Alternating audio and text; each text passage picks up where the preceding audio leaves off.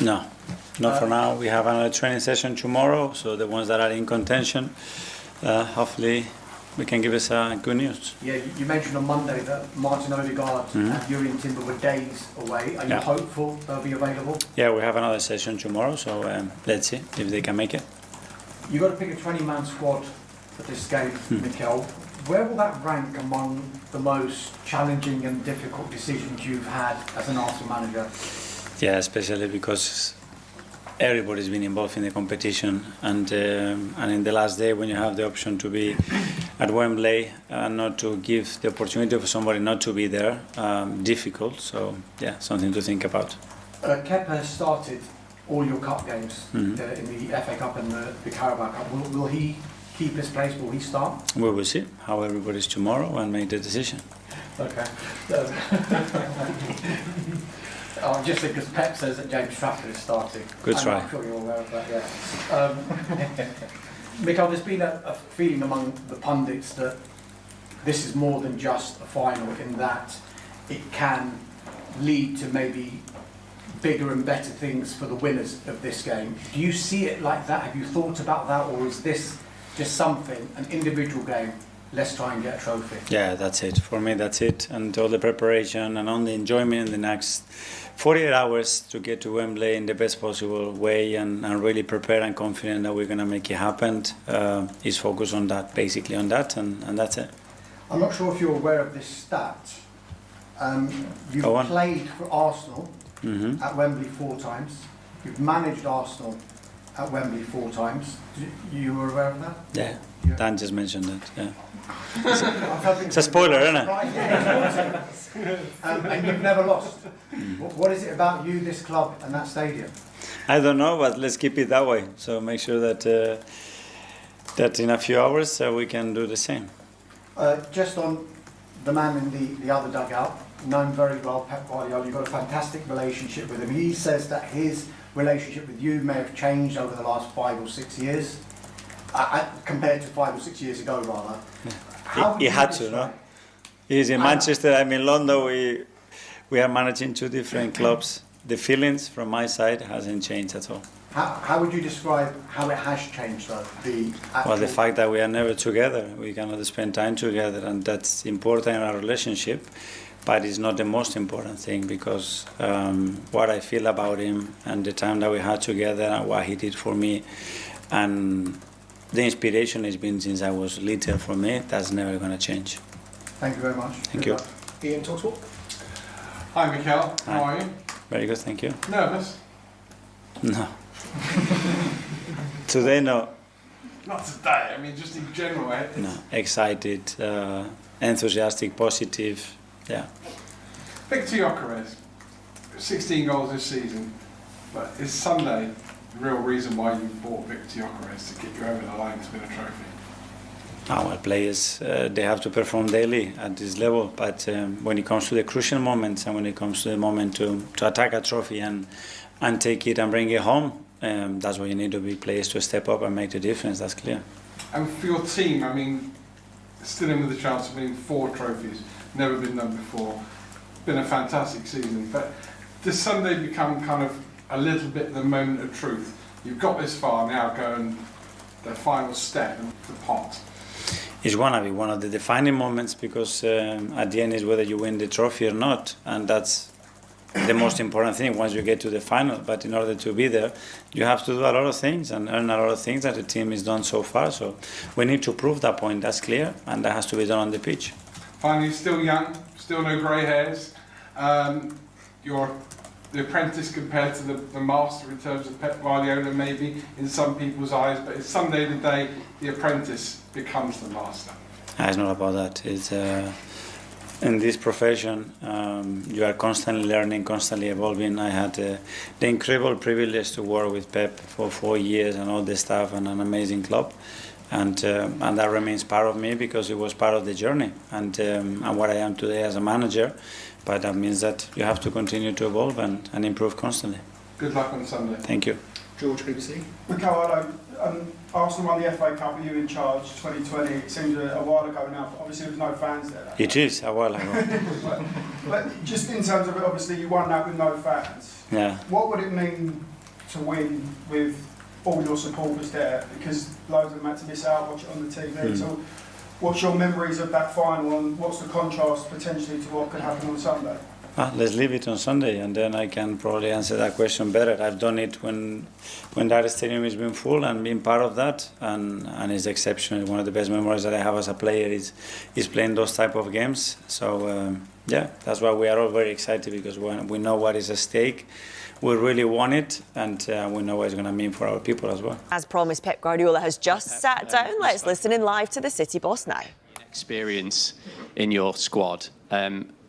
Quite a few of them are yet to taste winning a trophy with Manchester City, so I just wonder psychologically what it would do for them if they could beat Arsenal at Wembley on Sunday. Today in modern football we have a lot of games, a lot of competitions mix during the weeks, and everything psychologically you have to be prepared in the good moments, continue in the bad moments, forget it and go to the next one. Always learnings in the good and the bad moments, in the victories and defeats.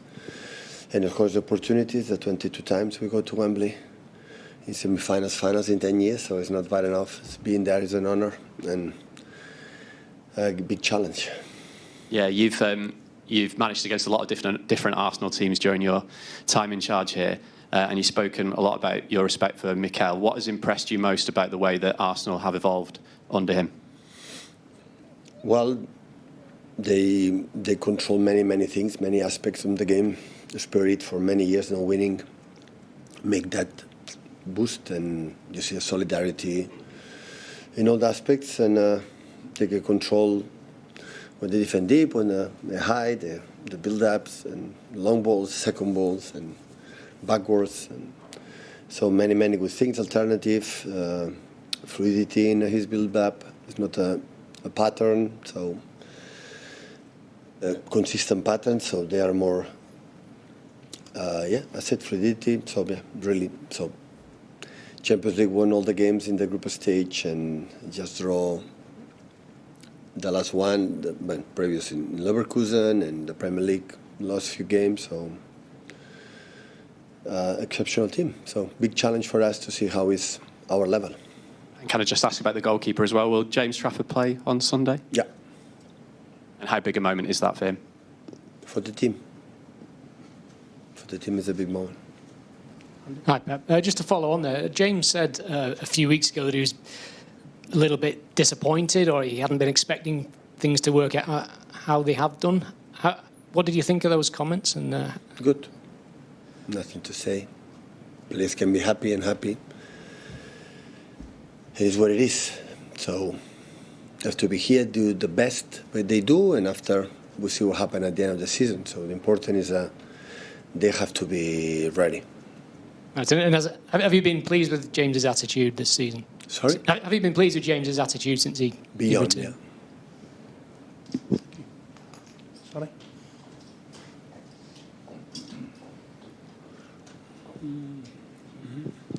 Hi, Pep. Just on the final, I mean, Erling Haaland back in the goals. Last game, obviously not the result you wanted. I saw he's invested in chess, actually. How focused is he for this game, and how much are you hoping to see him back to his best, if you like? I'm pretty sure he's focused, like all of us. So I didn't speak with him. It was we had 2 days off, so but I'm pretty sure he's ready. And Antoine Semenyo, a huge moment for him potentially as well. He's worked his way up through the divisions, non-league, all the way to Wembley for the first time. That could be a huge moment for him too. As I said with James, for all of us. So to reach the finals in no matter the competitions, it's always really tough. We see the level in Europe and here in other leagues and any competition. And being there, you have to have the flavor that is a big opportunity, because you never know when it's going to happen again. So that's why we have to do it. And just away from the final, I'm sure you've seen what happened with the decision around the Africa Cup of Nations. this week. You've managed some huge African names. Your assistant manager, of course, as well, Kolo's a huge name in Ivory Coast. What do you kind of make of what's happening there? It's not a great look for football, is it? Well, it's a surprise. I don't have a proper opinion because I don't know the reason why. I didn't read, I didn't see, so I don't know. But it looks like what happened today. Today the decision is being made behind the scenes. So happening everywhere. So what we see, not happen. It's always happened behind the scenes, like you don't see the faces. So that is what happened lately in football and all around the world in other subjects. Welcome to the second half of Premier League Friday. Now, the Carabao Cup is the centrepiece of a blockbuster weekend of football. And for Abera Eza, it's a chance to win his third piece of silverware in 12 months. Jamie Redknapp caught up with him earlier today. It must feel like so vindicated to make this move. You seem so happy. The club's flourishing, you know, in so many major competitions. Cup final to come the weekend. It couldn't have gone any better, could it? Yeah, it's very special. It's worked out better than I could have imagined it. So, yeah, massively grateful, massively blessed to be in this type of environment, to be competing for everything. This is like it's everything. It's where you want to be, and yeah, man, it's a massive privilege. I've watched you for a long time. I've always been a big fan of when you're at Crystal Palace because I think you're different. You play the game with so much flair, which we don't see. We see a lot of robotic players now. But do you feel that sometimes what makes you is confidence, is belief, and once you get that, then you flourish? Yeah, I think so. I think the type of player I am, if I have the trust in my own mind of myself, and I also have the trust and confidence that people are looking to me to create and to sort of decide games and change games, it fuels me and gives me more. So definitely something that I enjoy, that type of pressure, that type of responsibility. And yeah, it's sort of, as I said, there's phases in seasons, there's moments, there's ups and downs, but when you're in a good moment, it's definitely good to enjoy it, but also have the perspective of what you're trying to achieve. And we're in March, we're still in 4 major competitions. The first one is going to be this weekend. Does it feel, I was talking to Declan Rice a month or so ago, and he was saying that if we can get this one, then everything else will just take care of itself. Without putting too much importance on Sunday, has it sort of got that feeling? I know where he's coming from, I know what he's saying. I feel like it's important not to put that type of pressure like completely. Of course, it is an important game. So it's a cup final. We want to win, and we will do everything we can to win. I don't want to put too much pressure on this being the decider for the rest of the competitions that we're in, because we're doing so well. We've got an incredible squad, incredible manager, and we're fighting on all fronts. I feel like, in terms of momentum, for sure, if you win this game, it gives you more confidence, gives you more belief, more. Your nearest rivals as well. Yeah, 100%. So it gives you more trust that you can achieve everything throughout the season. But yeah, we're going to see this as just one game. It's what we need to do in order to win it. We're already planning, we're already putting ourselves in the best position. So I'm trusting that it'll be good. And in terms of the game of the weekend, where do you feel, obviously so many great matchups, you know, I think about you against Rodri in there, and that's sort of what he's known as one of the hardest to play against, but you probably can still think, how can I work and get away from him, you know, in wide areas defensively. Where do you feel like the good matchups are? Where can this game be won and lost the weekend? I think all over the pitch is insane when you think about it. You look at the quality of players in every position. I feel like they're incredibly strong and they have a way of playing that suits them so well, and they can break teams down in so many different situations, and you have to really be mindful of how you manage them. But at the same time, our mindset is very much focused on what we're doing and our strengths and how we can impose ourselves. I won't give away too much tactically, but no, sure, no. But yeah, just the mindset of how we want to approach the game is very much so about what we can do, how we can play, and what we know will hurt them. So that's the main mentality.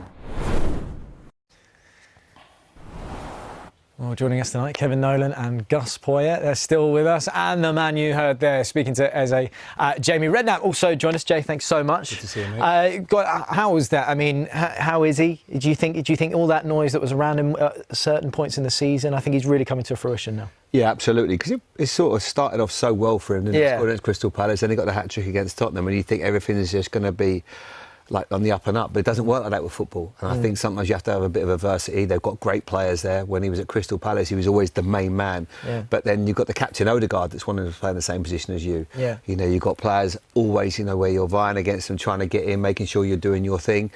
And it felt, you know, Gus and I were just talking about it there, that it felt the second game against Tottenham when he got the 2 goals, it's just given him that belief and confidence. And since then, he's been playing ever so well. Do you think, like, I mean, it sounds so silly because I think actually the fee for the player that Arsenal have is kind of within the realms. Do you think he's justified that move, that fee that came with him? Yeah, I do, absolutely. I mean, he's a game changer. Yeah. And I think you have to get used to it. I mean, he's playing every game, you know, under pressure right now. Even the weekend, obviously, everyone was talking about Max Dowman and obviously Gyökeres scoring the goal. But I just felt that he was the one player on that pitch trying to make things happen all the time, getting in good positions. This game was so important for him. It gave him that belief. You can see him there. He's just involved. And obviously a good pass and the ball falls to him again. And he's obviously enjoyed playing against Tottenham this season, that's for sure, Gus, isn't he? Not bad, 5, no?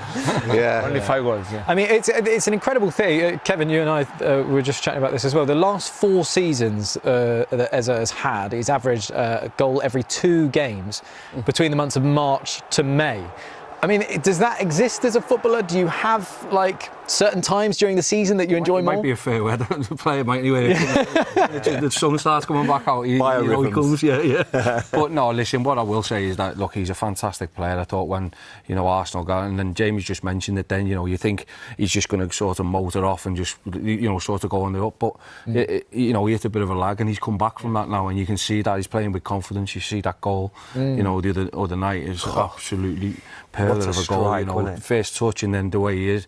And that comes with confidence, and when you're doing it, you know, them strikes and them goals come with when you are up here in sky high confidence. So yeah, I think, you know, we're going to see another 0.6. I think you said, isn't it? Yeah, it's about 0.6. Yeah, I mean, Gus, it's a bit of a selection headache, I guess, for Mikel, and inform Eze, and looking like Odegaard might come back into fitness maybe after the international break.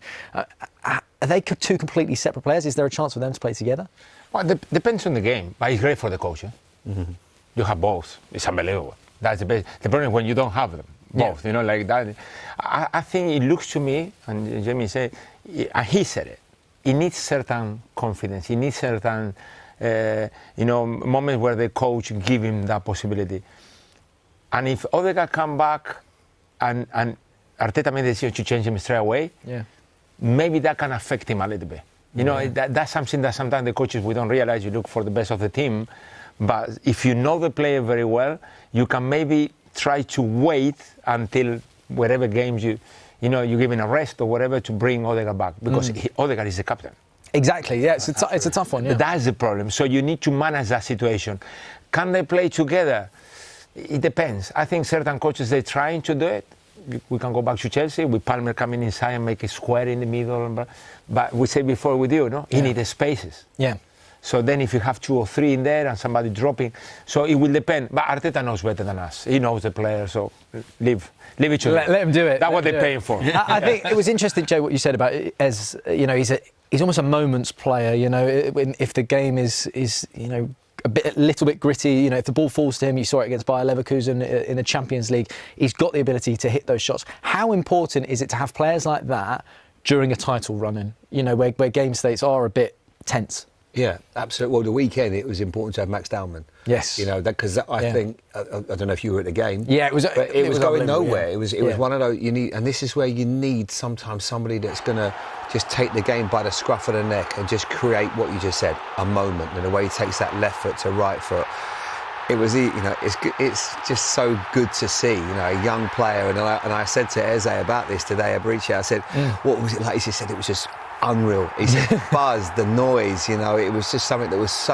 it felt like that really gave us lift off and that calmness. And sometimes it's the young players, they're fearless, you know, and I think for Ebbs in players like that in midfield, you need them to have that confidence, as Gus said, because they're the ones that will inadvertently, look, you're going to get goals by set pieces, but it really helps if you can score the other magic goals, you know, like he did in midweek, just to lift everything. And do you think that's, I guess, the role of Max Dowman maybe for the rest of the season, like these last few games, is just get on there and try and, you know, create that moment of magic? I think he's so good. I wouldn't be surprised if he starts some game. Yeah. You sounded like some Arsenal fans now, James. But really, yeah. He's phenomenal talent. No, he's phenomenal. I mean, I've seen him since he was a little boy, and he just play. I mean, I remember playing. You know, you grew up in the area, but the first time people started talking about Wayne Rooney. Yeah. You know, and I remember seeing him as a 12, 13-year-old, and you're just like, they're different. Yeah. And Max is different. You know, as long as he stays injury-free, he's got a great environment to learn. He's got people like Declan Rice. You know, Declan is, you know, he's the role model that he needs.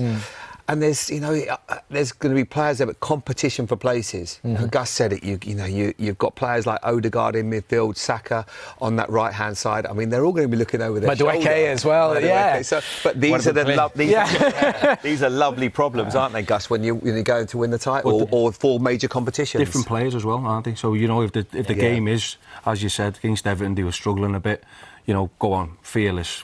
You know, express yourself, son. And he's just gone on, and obviously just the roof come off the stadium with everybody seeing him. They got excited. I think that galvanised the team. You're right. That was the point. You know, and then all of a sudden. Do you know what I realised it was? For me, just quickly, for what it's worth, from a fan perspective, it's like, I think when you see those great players, as Saka or whatever, if there's a misplaced pass or a misplaced touch, you know, the crowd, they go, oh, like that. But if Max made a misplaced pass, everyone was going, don't worry about it, go again, go again, go again. And it kind of built that different new thing. Yeah, the anxiety sort of lifted when it came on, didn't it? But anyway, listen, we could wax lyrical about that for a long time. But Erling Haaland. OK, so let's kick off with Sunday's Carabao Cup final, which sees the Premier League's top two, Arsenal and Man City, go head-to-head for the first piece of silverware of the season. Bernardo Silva will captain City for the first time in a final. He's been telling Pat Davison about what keeps him sharp and why Arsenal are not their main rivals. So Bernardo, firstly, take us back.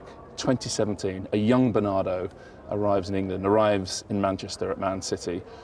What were your first impressions, and what were your expectations for what was ahead? Well, it was a long time ago. I do remember that, as you said, there was a young kid with a lot of expectations, with a lot of dreams, and joining a big club like Man City, fighting for titles. That was my main goal, was to arrive and to win titles. If you want to play at this football club, you cannot accept defeat. We know that our rivals are really good. We know that winning is not easy, but you don't accept defeat. You work every day to have more good days than bad days, to win more than what you lose, and we were able to do that for a very long time. What do you remember in those first couple of years about how big Mikel Arteta's role was in the group? My personal experience with Mikel was really good here at the club. He helped me a lot. We had a great relationship, and he was part of our success, obviously. So how did he help you a lot? Well, Mikel is, as you can see now, is a very competitive person, and to have that type of person on your side, it always helps. To see that type of mentality in the team, it helps a lot. And I used to see, for example, when a player was injured or something and we needed one extra player, Mikel would sometimes join us. He would play boxes with us, or he would join us in games. And he was good. He was still decent. Yeah. He was really good, and to see that the managers, the staff, they also have that competitiveness in them, apart from all the knowledge, obviously, the technical side, all the tactical side. It helps. Could you tell he would be a very good manager? Yeah, for sure. How? I believe that I also understand the game quite well, and in my opinion, Mikel was always really, really good. How intense would you say the rivalry is between Man City and Arsenal? Maybe there's more of an edge to how you feel about Arsenal compared to how you used to feel about Liverpool, or still do feel about Liverpool. I would say that when two teams are very eager to win, the rivalry is natural. They haven't yet, and that's why when you guys ask us, my biggest rival, I've been 9 years, maybe if you ask the young guys, they will tell you that Arsenal is their biggest rival, but if you ask me, that I've been here 9 years, I won 6 Premier Leagues, Liverpool won 2 Premier Leagues, and now we have the 9th, I cannot say that Arsenal is our biggest rival. This season maybe, but in general, Liverpool was always our biggest rival. Yeah, but I guess what I'm saying is, I feel like there's a warmth when you talk about Liverpool? Obviously, you were desperate to beat them. For sure. If as I was saying, they're top of the league. We want to steal that position. So for sure, there's that part to the game. That's natural. So it's going to be your first final as Man City captain. What does that mean to you? No, it's definitely an honour, but it's another final. It's another game to win. It's another title to bring to our football club, and we will be prepared. Well, I mean, a big game personally for Bernardo. Guys, I wanted to start on this one because it feels like in the last almost week or so that perhaps maybe the pressure has flipped in this game. Everyone had it down as, Arsenal have to win this game to be able to push on for that title race. But now, given, City going out the Champions League, failing the last time out against West Ham, not getting the 3 points, is that pressure on them now, Gus, would you say? It could be pressure a little bit on Man City now, yes, because they need to win something. It's difficult, the Premier League right now. Champions League, they're out. But they are used to. How many times, Man City play finals in the last 10 years? It's every year practically. So I think it's one more. Different, I think, is for Pep. I think Pep Guardiola needs a little bit of happiness now, a little bit. Because sometimes we talk about the club, we talk about the players, and we normally, with all respect, focus on the coach when things go bad. Yeah. So for the coach to win something in a difficult season, it could be a little bit of a relief as well for Pep. I think they need it. You say it will take 2 weeks when you get the yellow cards. Yeah. Sometimes you need that. I think what you're saying is spot on, because this is now a new group of players as well. So he needs to find that winning mentality with them. I think he's got his stalwarts in Bernardo there, and what he needs now is all his sort of new signings to win something. Yeah. And because this is now, probably Pep's second rebuild or his first rebuild from that title-winning machine, what he built. Of course. This is now the second step, and I think for him, if they can get over the line on Sunday, that will be a big weight off his shoulders. He's got the first trophy out the way. Now it's right, can we go and do what we've done in so many seasons and go unbeaten now for the rest of the season and really put Arsenal under pressure? Yeah, I mean, it's been so interesting. Look, as an Arsenal fan, I don't think I would ever want to face Man City in a final with, the greatest manager of all time, in my opinion. But if you actually look at it, we'll pull this up, over the last couple of outings between Mikel Arteta and Pep hasn't actually been able to defeat Mikel, because look at this. In the first 10 meetings, Mikel Arteta only won 1, City won 9. But in the last 6 meetings that they've had, Pep hasn't been able to get the better of the apprentice, let's say. Which is quite an interesting stat. And I think that's probably where the pressure's building as well, because people are realising that now, and obviously the stats come out, so it sort of puts a bit more pressure on them because of what's happened during the week as well. Yeah. This is the first trophy, first final, what they can put on the board. So I think all that will build up. But I think if knowing Pep and seeing how he's worked for as many years as he's done, I don't think that'll be one thing he'll be looking at. He'll just be focusing on his team and wanting to just get them over the line and get his new squad into that winning title machine and cups. He affects the players, winning or losing. I mean, depending on the level. I know that these are 2 top teams, but going back to my experience as a coach of Sunderland, we were fighting relegation. We played City. We lost. Yeah. And then we didn't win a game in the league for 6-7 weeks. Yeah. Because that loss was massive. Massive. Can influence the league with the difference of points between them, Arsenal and Man City? I'm not sure. But it's true that this possibility of winning 4 trophies for Arsenal, you get to a point where, okay, this is the first one. Yeah. And depending on what happens in this one, you're going to have that possibility or no. I think it's going to be a great final, to top teams. I think we're talking about Pep, but we've got to talk about Arteta as well. Absolutely. Because he's got to get his first major one since the FA Cup, which was in COVID and everything else. So this is a real big step for them as well, and them as a squad, because this squad hasn't won anything as well.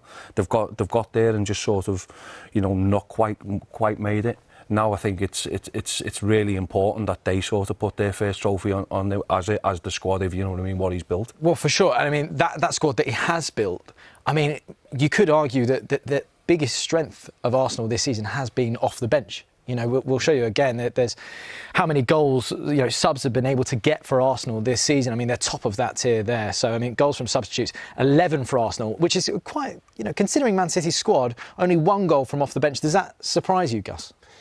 Yeah, it does. But I have to say that Pep doesn't change too much. You know, I've been analysing a lot, and there were games that, you know, probably Kevin as well, you know, you're watching the game and you're watching a little bit as a coach. Yeah. And you're looking at the game and say, maybe if I was there, I would change this one as well. And there were periods of Pep not making changes until the last few minutes. Yeah. And you always think it's too late. Now that you have 5. Yeah. You know, when it became 5, people was debating, it's good for the top teams or the small teams? It's good for the coach.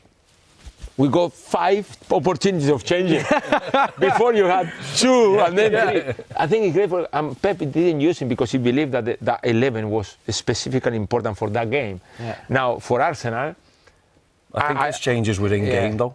Yes. So he would use the 11, but then use it differently because he'd have to find a way to break down. Exactly. So I don't think sometimes it was a personnel change. Yeah. It was something what he'd seen tactically and which he'd change. Yeah. And that's what he did. And that's what I found when I was working under David at West Ham.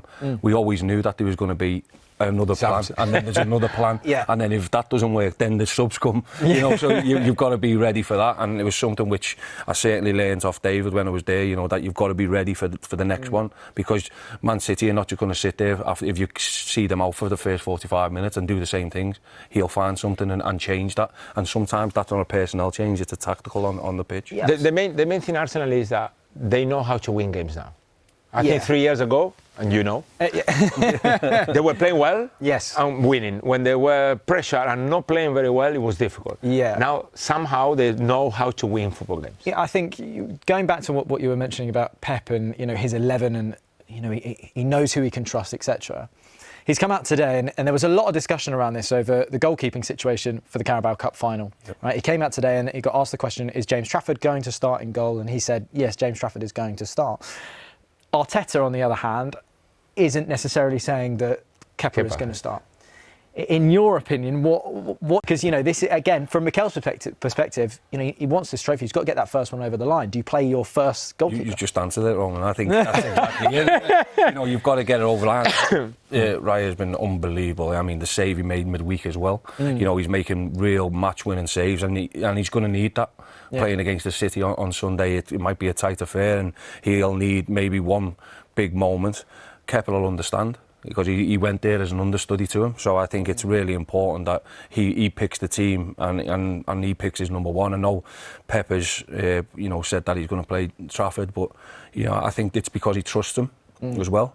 And you see, and they play a bit differently when he's with them, because he's probably better with his feet than Donnarumma. Whereas Donnarumma will be the one who's kept him in a lot of games this year and made some world class saves, as we've seen. It's a tough one. What about penalties? Do you change it to Donnarumma if it goes penalties? There is both sides of the coin. I think it's the biggest one, or the one that everybody recognised changing the goalkeeper was the Dutch national team. Yeah. Yes. I remember that he changed in the Tim Krul kept coming on. If the goalkeeper, with Kepa is the opposite, Well, I was going to say, I mean, who can forget the 2019 final at the Carabao Cup? There was that incredible moment where Kepa, I mean, here it is, you know, Willy Caballero wanted to come on the pitch, sorry, wanted to bring Kepa off, and I mean, I'd never seen anything like that. I mean, Gus, you said you were there on that moment. Yes, I don't remember seeing it, and I don't remember doing it. You know, when you don't want to get the pitch and the coach changes, you're saying, no, I'm not coming out. I've never seen it before. I think that situation was very special, but I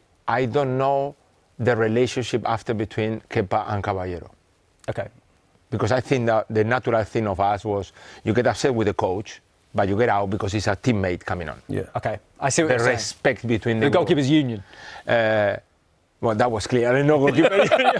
Look, as a coach, right? So you know, you look at someone like Kepa, who has been, and you know, and through all intents and purposes, I've seen every game that he's played in the Carabao Cup final, the FA Cup as well. He has been fantastic. He's been really, really good. But you've arrived at this moment where it is a final. He's playing in a stadium where something like that has happened to him before. He's also, I think it was in 2022, he played in the cup final against Liverpool. He missed the penalty. They ended up losing again. I think this is the penalty here. Is that in your head as a coach when you're looking at who you're starting in certain moments like this? Well, I think you need to know the player. I tell you my experience, and I didn't have too many.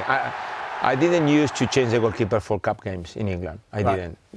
Certain games specifically because you needed the second goalkeeper to play a game, but not for the whole. And I done it last year in Korea. And I go to the final. And I played the second goalkeeper in the final, and we won it. So I always say, you make decisions. If you finish well, great decision. As a coach. If your goalkeeper give it to the number 9 and you lose the final, that was wrong. So until after the game, the decisions you don't know if they're right or wrong. The Premier League leaders Arsenal taking on second-placed Manchester City, which actually makes it the first League Cup final in history to be played between the top 2 teams in the country.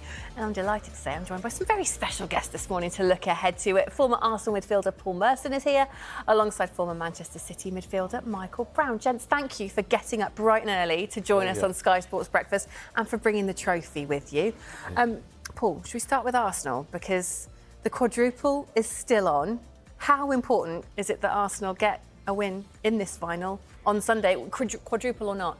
I think very important. You know, I haven't won a lot of trophies in recent years. I think this is a massive, massive game. I think it's a massive game for both of them. But, yeah, for Arsenal to get over the line, to beat a team of Man City's magnitude, you know, with the players they got and being there so many times over the last how many years, it would be massive for Arsenal. And it would be on then. I think this is the hardest one to win at the moment. I do. I think it's the hardest one. I think the league, I think they'll win the league. They've got a nice FA Cup draw, in my opinion. No disrespect to Southampton. And they should beat Sporting. And then when you get to the semi-final, Barcelona, you get 2 chances. Do you know what I mean? It's not just a one-off. If Haaland turns up this weekend and he's hot, you know, it's a different game. So for me, I just side with Arsenal, but I'm not going there as confident. He's celebrating already. That's I'm not. Celebrating. We're going to win the league. Oh, they're going to win the league. They'll win the league. They'll win the league, Michael. Yeah, they'll win the league. No, I've said all along. Nerves still, isn't there? No.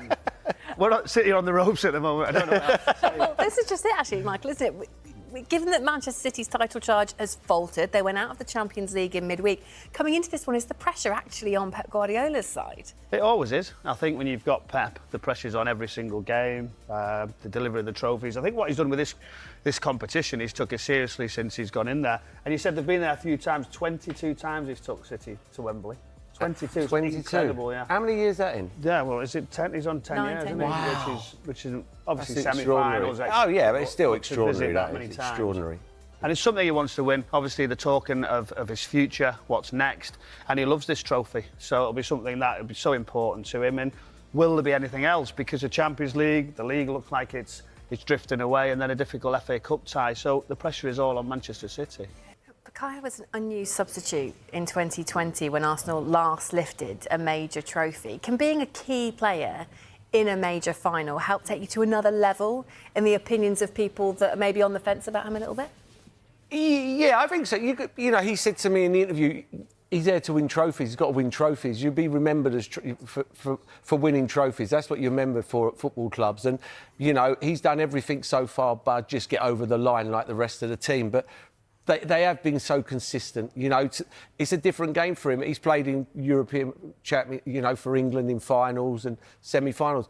But it's so different when you're playing for your club that you've been at since you were 8 years of age and you're playing at Wembley. And, you know, there's not a player that will turn the telly on Sunday afternoon and not wish they were there playing in that game. It's the ultimate. That give me...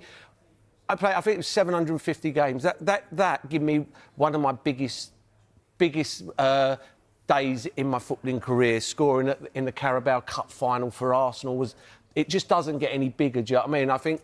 I think Saka will be like... He'll be nervous. He will be nervous, you know, he just will. He's been there so long and they're that close away, but they could be that far away that quickly. They're looking good, though, Mercer. Yeah, they're a team. You team, look at their squad and how hard they are to beat. Yeah. He's obviously a shining star, but do you feel like there will be a little bit of nerves in there still because of, you know, the pressure to deliver a trophy? Even on the manager, you would think. Oh, 100%. Even though they've played big games for their countries, a lot of these players, it's different because this is week in, week out. You know, they've worked for this for last 3, 4, 5 years, some of them. The nerves will hit them. It will hit them coming down Wembley Way. The fans are there. And, you know, Arsenal have not been there every year. Man City have been there every year. You know, they'll know when they go to bed Saturday night, it's just a different feeling. You know, for me, I don't know, what would you rather, Mike? Was a Man City man? Do you want it to be a gung-ho end-to-end football match, or do you want it to be a tight and keep it tight game? We were just discussing that before because, you know, obviously Mikel Arteta, this Arsenal side, who can be very rigid, can sit in and wait, and then Pep obviously wants control, but he knows that'll suit Arsenal, that they can just sit, wait and delay. So he might have to say at some point, we're going to open it up, we're going to make it a little bit more exciting. He doesn't fully like that, but to have the two teams in first and second to be in this full house, it's a brilliant occasion. Do you know, like the cup, I just think it's magical from when it starts off, when Grimsby beat like Manchester United, is it 24, 25 penalties or something, you know, so I just think the cup is amazing. I think it's underestimated at times, you know, for what it brings, as you said, winning it. It would give me one of my best football memories, without a doubt. As players and fans, I think, you know, look at Newcastle. Yeah. Amazing scenes. Exactly. I mean, it's that sort of that final mentality as well, isn't it? And these sort of one-off games. Manchester City have lost their last two major finals, both of them in the FA Cup, 2024 against Manchester United, 2025 against Crystal Palace. Is that a concern going into this? Can we read too much into that? Should we read much into that? So I'm going to cause a little bit. The Manchester United one, I think, was a sort of a freebie for Manchester United because there was a few celebrations, and maybe they just sort of gone, we've done everything, took the eye off the ball slightly for 2 or 3 days before it, and they got done. But Palace, you know, full credit to him. You felt like there was something there, and for them to go and do it. But you know, it is one of those situations where you do find yourself where you're sort of going, you're not fluid, they're not playing as well, there's a few changes in the team, shining players like Phil Foden, what a day for him with the England squad, can he get in and around it? And Erling Haaland's got a little bit quiet, but sometimes that's a good thing when you'll probably think, right, he's not going to be there, and he comes. Sometimes that's when he's most dangerous, isn't it? There's been so much talk, Matt, hasn't there, about Arsenal's style of play this season in every competition. Will any of the fans care, though, if they win 1-0 via a set-piece on Sunday? No, 100% not. 100% not. You know, when you pick that trophy up, whatever trophy it may be at the end of the season, it just says winner on the back. It doesn't say entertainer or you're boring or you're this and that. It's winner. It's a grind. Week in, week out. You know, you've got to perform. Sometimes you have to get over the line. Sometimes they've been amazing at the start of the season, September, October. This is the problem. People never ever remember the start of the season. You should always... when people used to say to me, always play well last 25 minutes, that's all the fans remember. Are you surprised that they get criticism for it? Because of the position they're in. All the trophies, and then they're sort of saying, well, look at Arsenal, it's boring. It's not entertaining. Could they play different? Is he a little bit too negative? He's in the right position. I think so. I'd rather this, Arsenal winning every week like that, playing like the way they are, than being one of them teams that everybody goes, I love watching Arsenal play. I love watching Arsenal, but they don't win anything. Yeah. They keep on getting beat and opening games up. That was what was happening at Arsenal 5, 6, 7, 8 years ago.